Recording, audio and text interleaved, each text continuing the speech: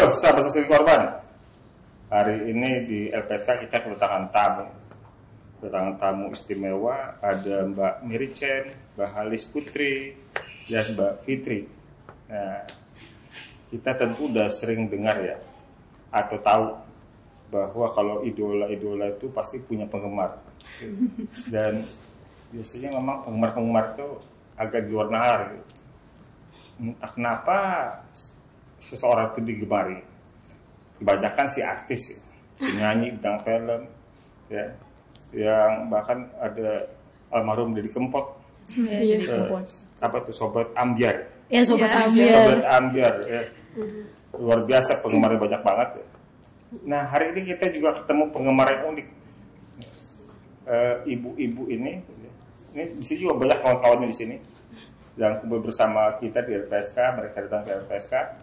Mereka ini para penggemar Richard Eliezer yang saat ini sedang dalam pemeriksaan di Pengadilan Jakarta Selatan sebagai terdakwa atas perkara pembunuhan berencana Brigadir Joshua.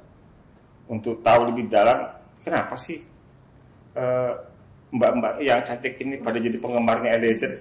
Nah, kita tanya ya satu-satu. Mbak Mary bisa perkenalkan diri, kemudian mungkin bisa jelasin siapa Mbak Mary. Okay. Ya, perkenalkan nama saya Mary. Jadi saya mendukung Icat. Saya pertama kali ke sidang itu tanggal 7 November. Iya. Ya, saya datang ke sana untuk mendukung. Tadinya rencananya hanya satu kali aja datang. Mbak Mary ini apa profesinya hari-hari? Saya itu pengusaha, Pak. Pengusaha? Ya. Oh iya. Ya. Jadi pengusaha yang tiba-tiba jadi idolanya Richard. Iya. Iya. Iya kan. Saya presisi dulu sebentar. Kalau Mbak Halis? Apa nih? Apa backgroundnya apa segala macam? Kalau aku tuh mahasiswa seni ya tadinya, tapi mahasiswa sih Pak. Mahasiswa? Saya, ya. Oh, masih kuliah sekarang ya? Masih menuju lulus. Iya. Mbak Putri? Fitri? Kalau saya pegawai swasta. Pegawai swasta? Ada jam kerjanya dong? Ada, cuma kalau ini kebetulan izin gitu. Cuma kalau hari Jumat memang sampai jam 11. Terus ya udah ke sini mumpung free gitu kan. Oh, jadi kalau nonton sidang izin dulu? Kebetulan saya mulai nonton sidang tuh pas saya cuti bulan 12 kemarin, jadi tiap minggu tuh ke sidang. Sebelum-sebelumnya saya cuma nonton lewat live TikTok gitu, kompas.com kayak gitu-gitu. Oh, cuti berapa lama? 2 minggu kemarin. Saya minta cuti 2 minggu, kebetulan pas akhir tahun gitu kan dapat cuti. Jadi saya ke Jakarta, kebetulan ada kakak di sini, ya udah tiap ini ke sidang gitu. Mbak Fitri tinggal di mana kok ke Jakarta ngomongnya? Kalau saya aslinya sebenarnya NTB, terus NTB. saya merantau ke sini udah 8 tahun sih. Jadi terus saya kerjanya di Bekasi. Oh, kerja di Bekasi. Tinggal di Bekasi juga. Tinggal di Bekasi juga. Iya. Mbak Halis tinggal di mana? Aku masih dekat sini di Jakarta Selatan, Pak. Jakarta Selatan. Mbak Mary? Saya di Cengkareng, dekat airport, Pak. Oh, Cengkareng airport. Iya, dekat airport. Iya. Apa alasannya Mbak ini ya jadi pendukungnya Richard? Kadang mereka kalau kita lihat di TV itu mau masuk aja kayak udah mau nonton prime time apa gitu. Ya, kayak lagi acara belanja obrolan besar-besaran lihat diskon gitu Pak. Iya, sampai desak-desakan ya. Apalagi momen yang paling luar biasa terlihat ketika tuntutan terhadap Richard dibacakan ya. Teriak-teriak, nangis, marah gitu. Sampai hakim menghentikan persidangan sementara gitu. Kita tanya, Mbak Mary, apa alasan Mbak Mary mengidolakan atau perhatian terhadap Richard? Pertama kita melihat bahwa Richard di sini juga dia adalah korban. Jadi dia melakukan penembakan itu di bawah perintah. Jadi bukan atas kemauan dia sendiri, dan kita melihat bahwa anak ini sedang dalam musibah. Jadi kita sebagai sesama manusia atas dasar kemanusiaan kita ingin mendukung dia.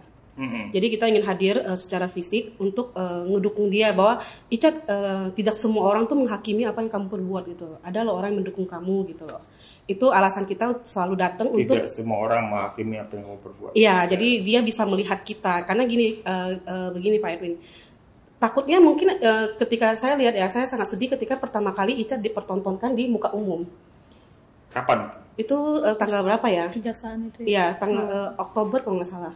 Oh, Nah, maksudnya waktu di kejaksaan. Iya, jadi dia yang dipertontonkan pertama kali di muka umum, Iya. itu dia kelihatan takut sekali karena kan dia belum tahu tanggapan publik. Iya. Itu pertama kali saya melihat anak ini tuh dia butuh dukungan kita gitu. Dan kebetulan juga Itu kan sudah momen di mana Richard diserahkan penyidik kepada Iya.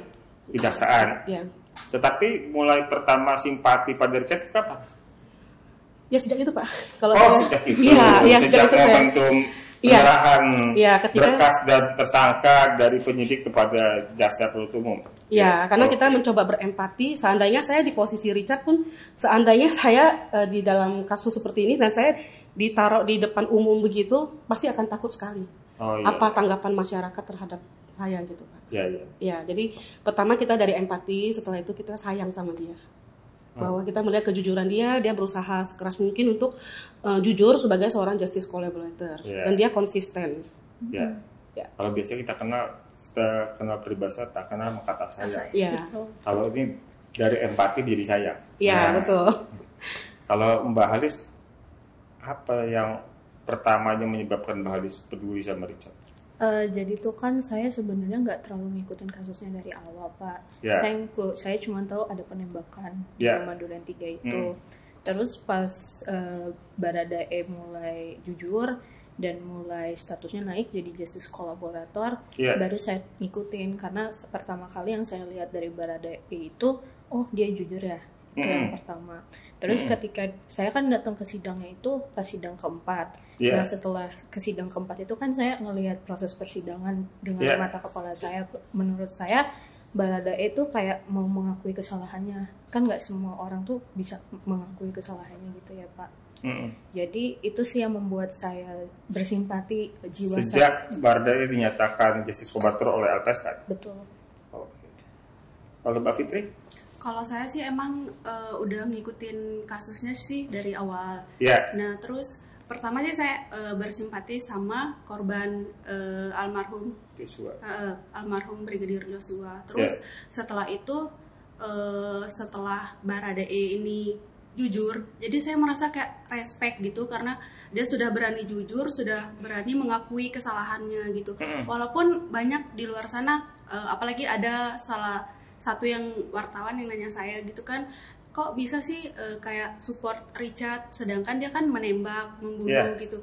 Terus saya bilang, walaupun perbuatannya memang tidak bisa kita benarkan, tapi saya respect sama kejujurannya gitu. Jarang banget ada orang yang sudah melakukan kesalahan tapi dia mau mengakui kesalahannya kayak gitu sih. Ya, ya. Mbak Mary, tadi kan Mbak Mary bilang iba pertama dengan Richard ketika diserahkan kepada jaksa dan dimunculkan di media massa ya, di depan pers. Nah, kan terdakwanya bukan hanya Richard. Mbak Mary nggak iba sama Ricky, nggak iba sama Kuat, PC atau Sambo. Kok bisa milih ibanya sama Richardnya gimana? Kalau boleh jujur ya Pak Ya. ya, saya juga iba melihat Bang Ricky sama Om Kuat. Ya. Tapi di sini kan kita melihat bahwa Icat itu dia sendiri loh, dan dia yang melakukan penembakan itu dan dia di bawah tekanan. Jadi pernah ada saya baca satu artikel, saya pernah nonton di TikTok kalau nggak salah, dibilang sebenarnya dia kan jabatannya paling rendah. Ya. Kalau istilah orang Medan tuh bilangnya anak bawang Pak. Ya. Ya, jadi dia yang bisa Orang Medan? Ya, saya orang Medan. Jadi dia yang dikorbankan. Jadi ada yang bilang juga bahwa dia itu sebenarnya kayak alas kaki sebenarnya Pak. Jadi dia kan paling rendah, dia punya otak, tapi dia itu tidak diizinkan untuk berpikir. Ya. Dan di sini saya melihat bahwa Icat itu adalah korban. Icat adalah korban hidup, sedangkan almarhum Bang Yos adalah korban meninggal. Kita juga sangat sedih setiap kali kita melihat almarhum Bang Yos, kalau ada kasus tentang dia, ada berita tentang dia pun kita juga ikut nangis kadang. Apalagi kalau melihat orang tua ya. Orang tua dari almarhum, saya selalu berpesan sama follower saya, kalian dukung Icat tapi tetap mendoakan keluarga almarhum, saya bilang, karena mereka sangat berat sekali gitu. Ya. Jadi kehadiran para penggemar Barada Richard ini tidak mengabaikan atau menihilkan kedukaan semua orang atas kematian Brigadir Joshua. Ya. Nah, tapi juga disampaikan Mbak Mary itu menarik, sebagaimana tadi juga Halis dan Fitri. Ya, karena posisi Richard dalam pandangan Mbak Mary, Halis dan Fitri ini sendirian. Iya. Di antara 4 pelaku lainnya. Iya, benar. Oh, gitu. Siapa yang sudah datang ke pengadilan paling awal? Sidang dakwaan atau saksi? Kalau saya sejak tanggal 7 November saya pertama kali datang ketemu sama Halis. Itu sidang yang keberapa? Keempat. Sidang keempat. Ya. Waktu itu sedang pemeriksaan siapa? Dan waktu itu kalau tidak salah pemeriksaan saksi supir ambulans itu Pak. Pemeriksaan Ahmad supir Syahrul ambulans. Si Rama ya. Waktu sidang keempat tuh udah banyak belum yang sama seperti Mbak Mary, Mbak Halis? Udah, cuma kita belum saling kenal. Saya baru kenal dia, terus kemudian kan mestinya tanggal 14 ada sidang lagi, tapi diundur karena G20 ya. Jadi tanggal 21 saat di situ juga akhirnya kita ngobrol sama teman-teman yang duduk di depan kita gitu. Dari situ jadi kenal. Jadi sejak sidang keempat kemudian ikut terus sidang? Iya, saya ikut terus sampai yang terakhir. Tuntutan? Itu pledoi. Kecuali yang tanggal 5 Desember saya nggak datang karena ada teman meninggal. Oh iya. Kalau Halis? Kalau aku pernah nggak datang pas libur tahun baru aja Pak. Jadi begitu tanggal 20 ke atas kan aku nggak datang 2 minggu. Ya kan? Habis itu datang lagi. Iya. Mbak Fitri kapan datang? Bulan 12 kemarin. Ya, waktu pemeriksaan siapa? Aduh, nggak ingat. Soalnya kan kerja juga kan, jadi cuma mantau lewat medsos doang. Waktu itu hari apa datang? Waktu cuti jadi? Iya, waktu cuti. Iya, cuti kerja. Kenapa terpikir mau datang ke Pengadilan Jakarta Selatan? Emang mau dulu kan pas awal-awal kasus tuh saya lagi tugas di Surabaya, jadi mantaunya cuma lewat media sosial. Nah kebetulan pindah ini tugas ke Bekasi, cuma masih belum bisa gitu kan, bisa izin kayak gitu-gitu. Jadi saya cuma mantau lewat media sosial. Nah kebetulan bulan 12 itu dapet cuti akhir tahun, jadi saya gunakan, soalnya udah pengen banget nonton, lihat langsung gitu kan ke persidangan. Ya kenapa pengen banget? Ya karena pengen mendukung Icat secara langsung gitu. Ngasih support secara langsung gitu. Mbak Fitri ada temannya yang sama atau? Nggak ada, saya cuma sendiri. Sendiri. Mbak Halis sama siapa? Ada teman-temannya nggak? Kalau awal kan sendiri. Kalau ke teman-teman saya malah banyak yang pro kontra, karena kan bagi teman-teman saya kan katanya Icat tetap melakukan penembakan itu. Tapi makanya saya tetap datang sendiri karena saya harus tahu sendiri gimana. Baru dari situ saya kenal sama banyak orang di situ Pak. Mbak Mary sendiri atau ada kawan-kawannya? Sendiri Pak. Sendiri? Iya, jadi teman-teman ini semuanya kenalnya di PN. Iya. Ini ada teman-temannya juga di sini. Iya. Yang semuanya saling kenal ketika di pengadilan. Iya, luar biasa. Terus ada apa bentuk dukungannya selain hadir di persidangan? Ya, ada grup sosial medianya kah? Kebetulan kalau saya kan sendiri. Cumanya followersnya banyak Pak. Iya. Ya saya juga nggak tahu kenapa mereka tiba-tiba followers gitu kan. Kadang dalam sehari aja yang follow tuh bisa sampai 7.000, 8.000 dalam satu hari Pak. Akun pribadi. Jadi gitu. Awalnya kan saya tidak menyangka, ikutin alur aja Pak. Tahu-tahu ini followersnya naik. Saya jadinya hadir terus dan untuk memberikan informasi kepada mereka, karena mereka selalu kayak Kak minta info dong Icat gimana sekarang. Mereka banyak yang pengen tahu. Kalau misalkan dari media kan mungkin statis ya, ngambil fotonya atau apa. Kalau kita kan lebih ke ini gitu kan, pas Icat dateng apa segala macem kita videoin dan kita memberikan support kayak gitu. Lewat apa Mbak? Kalau saya lewat TikTok Pak. TikTok. Jadi TikTok. Suka live TikTok. Iya, kadang saya live TikTok. Kalau enggak lewat video TikToknya gitu. Jadi mereka bisa melihat. Jadi Icat tuh sehat. Saya selalu bilang mereka Icat sehat loh hari ini. Maksudnya kita lihat. Sebelum live TikTok, sebelum ngeliput Icat, itu berapa pengikutnya? Pengikut saya sekitar 2000-an, Pak. Sebelumnya? Iya, jadi Setelah Icat itu sekarang 79.000 lebih. Wow. Ya, jadi sekitar 78.000 tuh followersnya Icat, Pak. Saya selalu bilang itu followers Icat bukan follower saya bilang. Dari 2000 menjadi 79 ribuan. 79.000. Iya. Jadi 7 ribuan adalah Followers penggemarnya Icat Iya. juga. Iya. Ya. Ada Instagram khusus untuk apa, sosial media khusus tuh Kalau saya nggak ada. Icat? Nggak ada. Kalau nggak ada, saya merelakan Instagram pribadi saya buat Icat sekarang. Oh gitu. Jadi memang saya jadinya saya kalau untuk postingan pribadi saya nggak pernah Yeah. posting lagi. Jadi benar-benar fokus untuk Icat aja. Saat ini. Kalau Mbak Halis sama Mbak Fitri? Kesana sih Pak, nggak ada juga. Paling suka ngeposting di TikTok aja. Oh gitu. Video-video TikTok. Tadi saya lihat ada apa ya? Ada grupnya Icat itu apa namanya? Sobat Icat. Nusantara. Itu sahabat Icat Nusantara.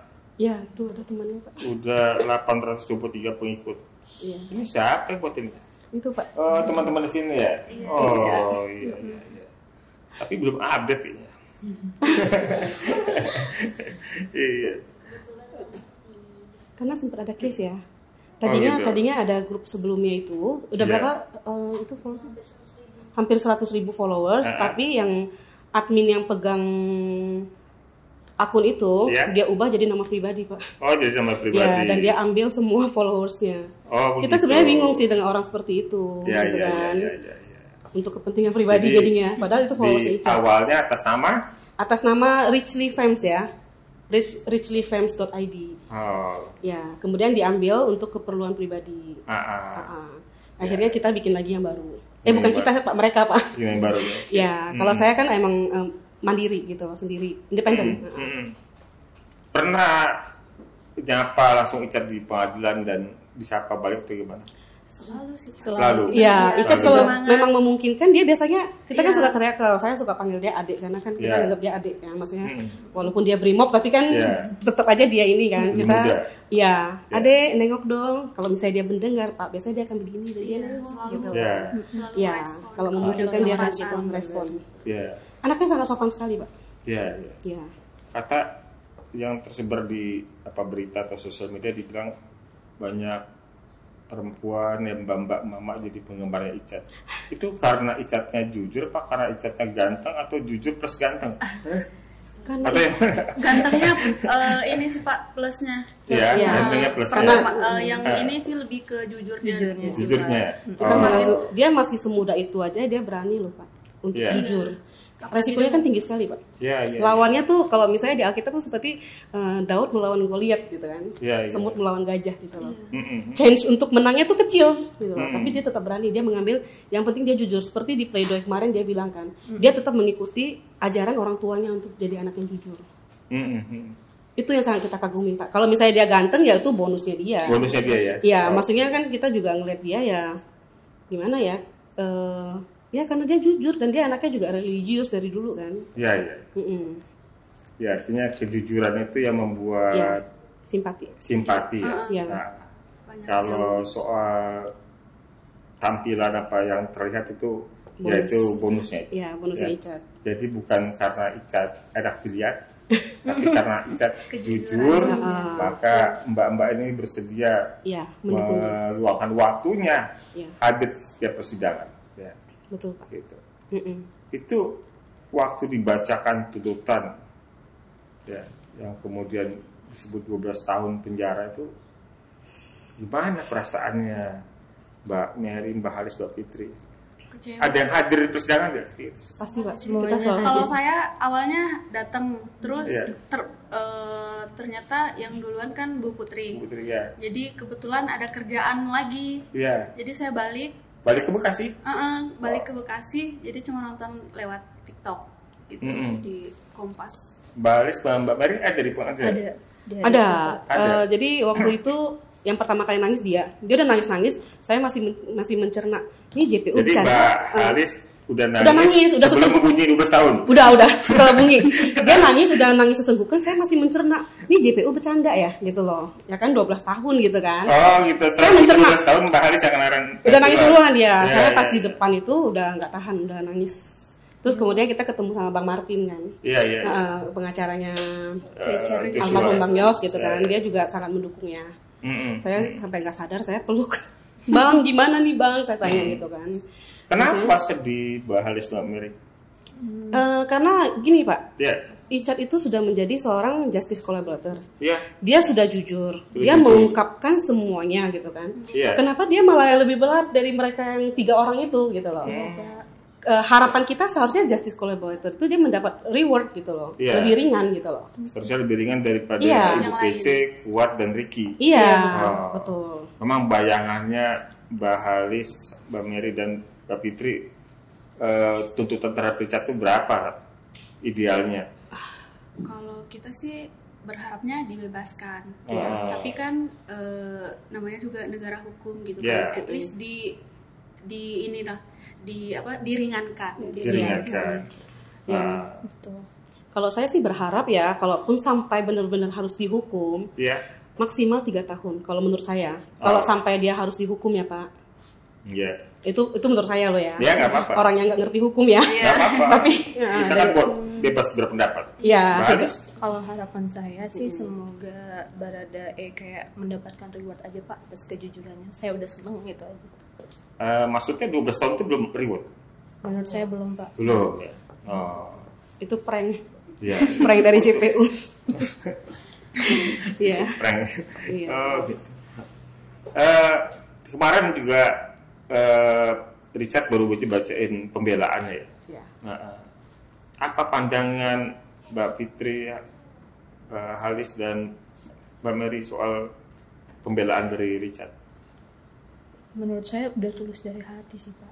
Tulus dari hati? Betul. Saya bisa ngerasain soalnya. Gitu ya. Itu kan nggak sepanjang yang lain. Nggak banyak air mata juga. Kayaknya nggak ada air mata. Jadi kita lihat tuh Richard tuh orangnya kuat gitu, nggak kayak yang lain. Yang lain kan baca pleidoynya itu kayak sambil nangis kayak ya gitulah. Kalau Richard walaupun sedih tapi berusaha buat tegar gitu. Kayak gitu sih. Mbak Mary? Iya, Richard tuh memegang teguh ajaran dari orang tuanya untuk jujur. Dan dia ungkapkan juga di sana gitu kan, dia minta maaf sama orang tuanya karena kejujuran dia sampai orang tuanya juga capek bolak-balik gitu apa segala macem untuk mendukung dia. Tapi dia tetap memilih untuk jujur. Itu sih, apalagi yang pada saat dia menyebutkan nama tunangannya, itu sangat sedih ya, karena saya lihat kan anak-anak ini kan mereka berdua tuh anak-anak yang baik, mereka sudah punya impian, sudah punya rencana-rencana, tapi karena kasus ini nikah karena kasus ini terpaksa harus ditunda gitu loh, dan mereka juga nggak tahu kedepannya bagaimana gitu kan. Kita berempati dan kita sedih sekali gitu loh. Kita cuma bisa berdoa agar mereka tuh tetap kuat. Gitu, Pak. Mbak Halis sama Mbak Fitri, bagian mana dari pembelaannya Richard yang menggugah? Kalau saya bahkan sampai saat ini dia masih meminta maaf ke keluarga Bang Yos kayak gitu. Jadi merasa kayak bener-bener tulus banget minta maafnya tuh memang dari hati gitu. Kalau penyesalannya ditunjukkan ditunjukkan. Waktu ketemu dengan orang tua almarhum Joshua dan sampai dengan pleidoy juga masih diucapkan. Dia walaupun minta maaf tapi tidak menyerang siapa-siapa gitu. Tetap kalau yang lain kan minta maaf tapi tetap ada pembelaan dari dirinya gitu. Kalau saya kayak gini karena begini gitu. Kalau Richard nggak sama sekali, dia benar-benar minta maaf, mengakui kesalahannya gitu, bukan memojokkan orang lain. Mbak Halis, apa di bagian pembelaan Richard yang paling nempel Pak? Tentang ketika Richard punya impian untuk jadi Brimob, terus ketika Richard juga kayak minta maaf sama orang tuanya, saya tuh kayak yang menilai Richard tuh anak yang pekerja keras Pak, karena kan Richard kan datang dari daerah kecil, Richard kan punya kayak segudang impian untuk membanggakan keluarganya lah seperti itu, dengan merantau ke Watu Kosekan seperti yang kita dengar kemarin. Nah, langkahnya tuh harus berhenti sampai di sini. Menurut saya itu tuh kayak itu yang paling saya ingat nih Pak. Jadi kayak masa depannya harus terhenti karena hal ini. karena atasannya gitu, yang padahal dia sudah menjaga kayak gitu sih. Ternyata dia bisa dibilang diperalat lah, gitu, dijadikan alat karena nafsu mereka atasannya gitu, amarah atasannya gitu.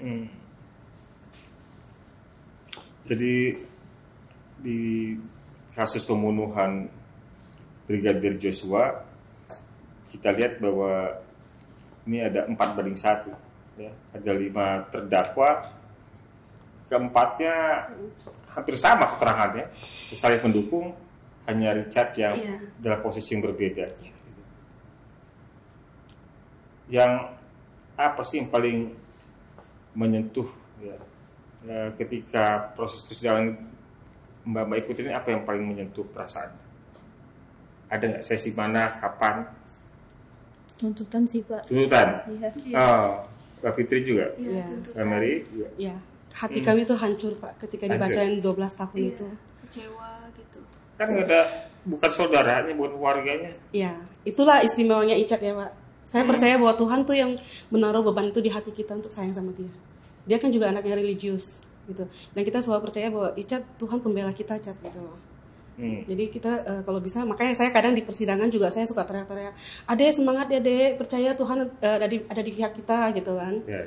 Jadi kita tuh jadi Tuhan yang menumbuhkan rasa sayang itu ya, diri. Kalau saya bilang seperti itu ya Pak. Gitu. Walaupun dia bukan saudara kita, kita yang menganggap Icat saudara kita Pak. Di hati kita tuh Icat seperti adik sendiri gitu. Kalau nggak salah saya lihat di televisi Mbak Mary yang nangis ya. Iya, saya Kalis, iya. Iya, nggak tahu mukanya udah nggak beraturan deh. Udah peluk sana sini udah nggak tahu, udah lemes banget Pak waktu itu. Kaki tuh kayak lemes banget, udah kayak nggak bertenaga gitu pas kita dengar tuntutan itu gitu. Walaupun masih baru tuntutan ya. Kalau ke pengadilan pakai supir tuh sendiri? Enggak, kita berangkat sendiri Pak. Berangkat sendiri? Enggak. Enggak pakai supir. Maksudnya bawa kendaraan? Enggak. Oh, enggak. Kita naik, kalau saya naik busway untuk menghindari macet juga kan. Oh, iya. Karena kan pagi-pagi udah harus berangkat. Kalau bawa mobil sendiri nggak konsen gitu. Enggak. Bagi saya dulu pernah kecelakaan kan bawa mobil, jadi saya juga sekarang kalau nggak terpaksa biasanya nggak nyetir. Iya. Apa dampaknya buat Mbak Mary secara pribadi setelah mendengar tuntutan itu? Ada nggak? Apa nggak bisa tidur, nggak bisa makan, atau bagaimana? Jadi gini, kalau boleh jujur Pak, maaf ya, saya bukan acting ya. Saya bukan berakting gitu, cuma gini, setiap kali ada yang video Icat yang lewat, atau bahkan video yang saya rekam sendiri pun, saya kalau misalnya pas lagi lihat, saya nangis. Atau ada orang nge-WA saya atau message nanya tentang Icat, saya nangis. Karena saking sedihnya gitu loh. Ya kan, orang nanya gitu, bisa sebanyak kali nangis. Kalau ada yang nanya atau apa, lihat ada video lewat, nangis lagi gitu kan. Segitu sayangnya kita sama Icat. Mungkin suatu hari nanti kalau Icat melihat video ini ya, podcast ini, ya kita sayang banget sama Icat. Bener-bener sayang tulus sama dia. Ya. Kalau Mbak Halis gimana setelah dengar tuntutan tuh? Tadi paling nangis pertama. Jadi malu saya Pak. Kok bisa begitu, gimana? Jadi apa sih, kayak ada jujur aja sih ya Pak. Ada sehari dimana kayak masih gak nyangka aja gitu. Tapi pada akhirnya mencoba buat tegar sih Pak. Buat tegar? Iya. Gitu. Jadi setelah dengar tuntutan itu pulang itu sendirian tuh, ada temannya seperti apa? Karena kan aku rumahnya nggak jauh dari situ. Jauh dari situ. Jadi kan aku sama kendaraan umum juga. Kendaraan umum. Terus situasi Mbak Halis gimana di rumah? Masih bisa makan, tidur? Sempet sih kayak yang masih gak nyangka aja, nggak enak buat ngapa-ngapain jatuhnya gitu Pak. Jadi tapi akhirnya saya mencoba, saya harus menyiapkan hati saya buat menerima apapun yang terjadi ke depan. Begitu sih. Kalau Mbak Putri, apa yang terjadi mendengar tuntutan itu? Sedih sih pasti, kecewa gitu. Cuma kalau yang nggak bisa makan, nggak bisa tidur, nggak sih Pak. Cuma lebih ke ya sedih gitu. Saya kan nontonnya lewat TikTok gitu kan, live Kompas, karena kan kebetulan saya harus balik lagi ke Bekasi, jadi nggak bisa nunggu yang pas tuntutan Icat gitu. Cuma lihat di TikTok pas Icat nangis, jadi berasa kayak ikut nangis gitu.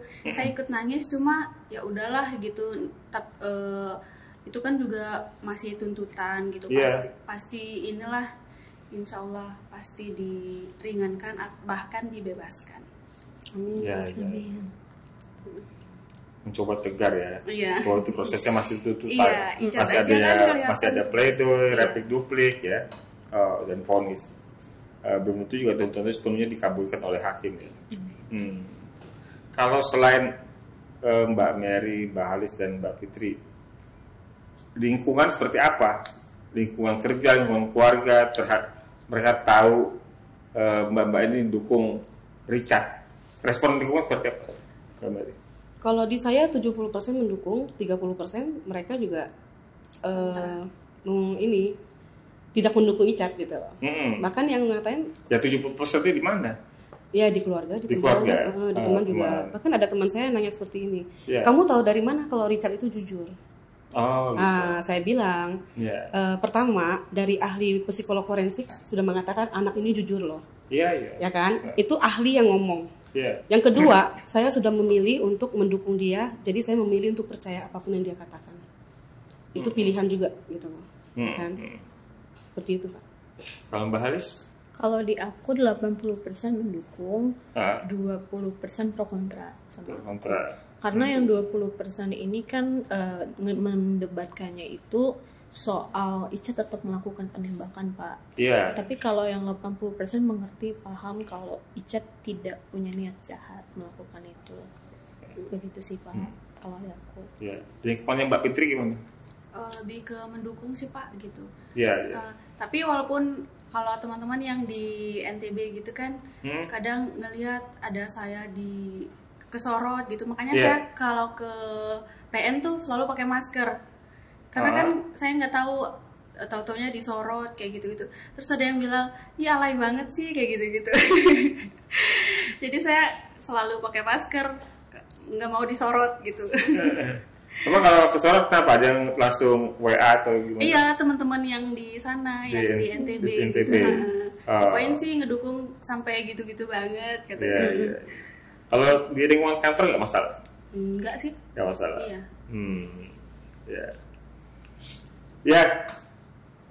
Sahabat saksi korban, luar biasa simpati dukungan yang diberikan oleh banyak pihak ya. Sebenarnya bukan hanya mereka yang hadir di pengadilan atau tidak sebatas emak-emak, tidak sebatas mbak-mbak, tapi saya yakin dari banyak kalangan, betul. Dari banyak kalangan yang menengah maupun yang paling atas termasuk di jajaran kementerian dan lembaga. Kita dengar saja seperti atau kita baca aja Twitternya Pak Mahfud MD yang juga menyampaikan harapan agar vonis ringan dijatuhkan kepada Richard dan Pak Mahfud juga berpesan kita tunggu saja vonis karena itu menjadi kewenangan dari pengadilan. Jadi ada pelajaran yang bisa kita petik dari temu kita hari ini dengan para apa disebutnya nih? Penggemar, pendukung atau apa? Kita lebih suka disebut sebagai pendukung. Pendukung karena Richard bukan selebritis. Dari pembicaraan dengan para pendukung Richard ini ada beberapa hal yang secara pribadi saya petik ternyata kejujuran itu membangun simpati dan kemudian menjadi kekuatan dari mereka-mereka yang tidak saling kenal, kemudian hadir secara mandiri ke pengadilan, meninggalkan mungkin usahanya, meninggalkan kenyamanan juga, kenyamanan karena kan perjalanan ke pengadilannya.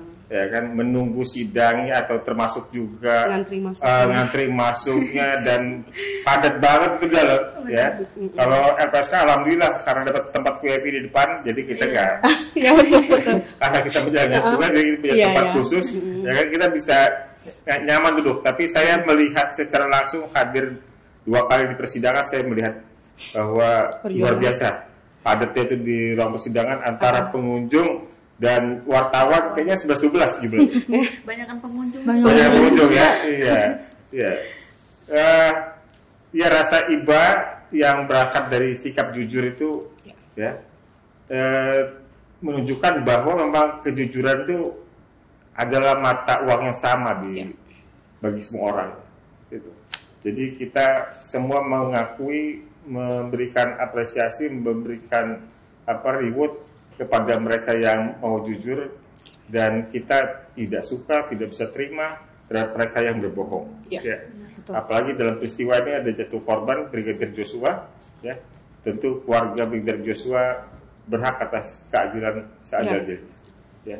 Kita bersama-sama berharap semoga keadilan bisa didapatkan oleh Richard dan almarhum Bang Yos.